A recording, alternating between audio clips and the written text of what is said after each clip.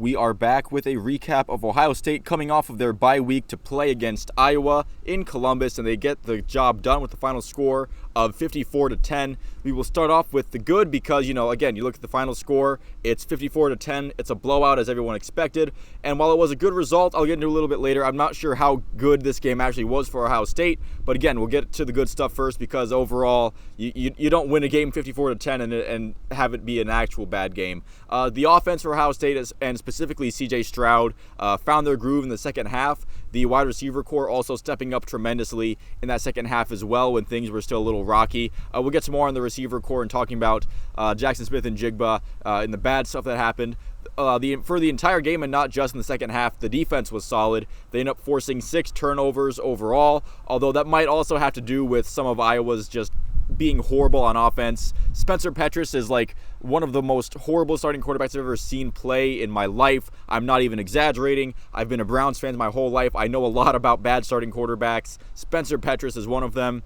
And Padilla coming in didn't do a whole lot better. He does add mobility that Spencer Petras doesn't, but overall, as far as being a starting quarterback, there are no good options in Iowa's quarterback room right now. And so that might help the defense, especially because the front seven is so good where the secondary is a bit of the weaker segment of the defense. And Iowa's offense isn't going to test that secondary at all. They're not going to stretch the ball down the field. So really, Iowa's offense is almost a perfect matchup for this Ohio State defense. But again, I do think Ohio State in general did a really good job of recovering after a really rough first half. Even though they were up 26-10 after the first half, it was a lot of ugly play, not so much going on. But again, I feel like in general, it was a lot better for the Buckeyes in the second half. And Ryan Day making sure to put up 50 points before taking the starters out. He probably could have take C.J. Stroud and all those other starters out after the third quarter, but he really wanted to make sure that he got up to 50 points and above like Iowa did in 2017 and make up for that. So that was a little nice touch from Ryan Day as well. Now we're gonna get into some of the bad. We're gonna start off with the Jackson Smith and Jigba injury. He appears to have maybe re-aggravated or at least injured his hamstring again. It's possible that his hamstring was 100% and that this is a coincidence that he has hamstring injuries before and then it happens again, because hamstring injuries can just happen just like that even if it is fully recovered. However, I believe that if Jackson Smith and Jigba was any less than 100%, he should have sat out this game, maybe try next week against Penn State, or just stash him for whenever he's fully healthy.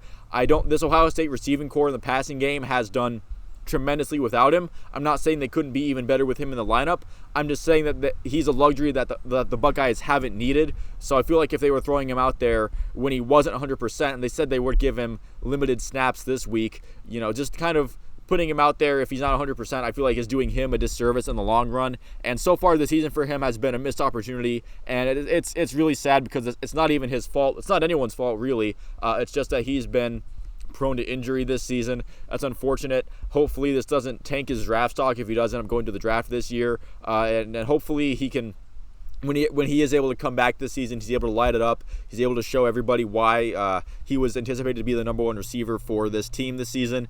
And it's just kind of an all-around crappy situation right now with Jackson Smith and Jigba and his injuries. Starting now to more of the on-the-field play stuff, more awful sequences to start each half against a team that sucks in Iowa. Against a better team, you probably don't get away with these, or at least it's not as easy to come back from as you would against Iowa in this game. In the first quarter to start, the defense gets a turnover on the first play. That's awesome, but the offense can't find the end zone. They can't get anything going. It's a 3-and-out for a field goal. And then the next offensive drive after the defense forces another stop is a scoop and score for Iowa. That puts Ohio State behind early when you could have had, a score and then they stop again and then score. It's 14-0. The game would have already been over, but instead you've given Iowa some semblance of life early with that sack recovered for a touchdown. Not good. That's not how you want to start a game. And again, against better opponents, that's going to be a much harder hole to dig yourself out of than when you're playing Iowa. And to start the second half, the first offensive play is a C.J. Stroud interception. Like I said, after that drive, the second half offense was much better. It was pretty much as expected. But to have that interception early, that's not what you want to see. And again, against better teams, against better opponents, they are playing in Penn State next week. That's something that's going to be a lot more difficult to come out of. They've been doing this now for the last 3 games. You saw it against Rutgers, Michigan State, and now Iowa, where they're having, really bad sequences to give to give the other team some momentum probably, but it just so happened that the last 3 games have been against opponents that can't really take advantage of that momentum. They're nowhere near Ohio State's level. Next week, Penn State, they might not be an elite team. You saw Michigan ragdoll them last week. But you can't do this against every single team that's on your schedule and expect an easy recovery like you have the past few weeks. Penn State is going to at least make you earn it, and you have that Michigan game coming up. And the Big Ten Championship game and the playoff games, you don't want to have any doubts about how you're going to start or how you're going to come out. So I do feel like these starts are a little worrying. It also didn't help that Ohio State did not establish the run really at all in this game, even when they were their offense was clicking. It was mostly the passing game that was going off, not really so much of the running game. And I love that because Iowa's defensive line just beat them at the line of scrimmage. Credit to Iowa.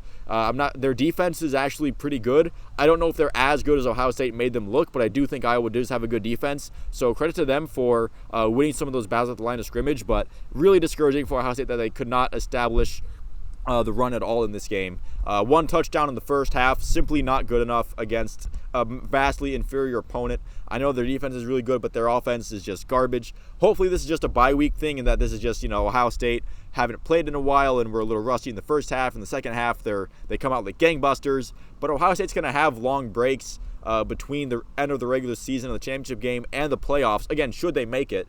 But again, that is the goal every year for Ohio State, is to make the playoffs. And if they miss the playoffs and we're not worrying about that long break between the Big Ten championship, if they don't even make that, then we're having a completely different conversation and one that's going to be much tougher for me to talk about.